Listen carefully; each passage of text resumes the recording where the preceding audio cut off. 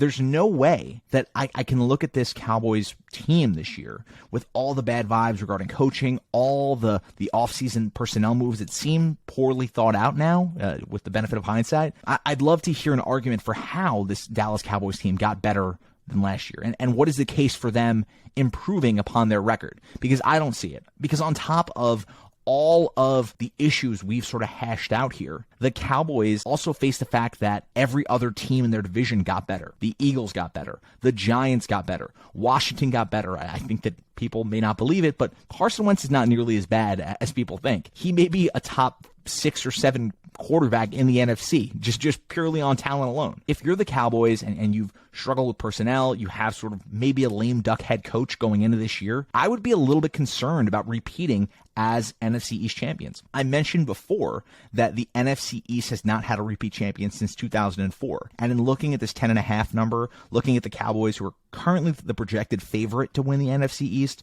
at plus 115, I just don't see the value there. I think this Cowboys team goes under. I think that the personnel changes in the offseason has left this roster a relic of what it once was. It's not nearly as high-end talent-wise as it was a few years ago. We were looking at Amari Cooper. We were looking at CeeDee Lamb on a rookie deal. Dalton Schultz really filled out that receiving room. And now CeeDee Lamb has to slot into that number one. Every other team, the Eagles are nipping at the heels of the Cowboys within the division. I just don't see a world in which not only did the Cowboys go over their division total, but in which they win this division. Because I think you're going to have to win 11 games to win this NFC East.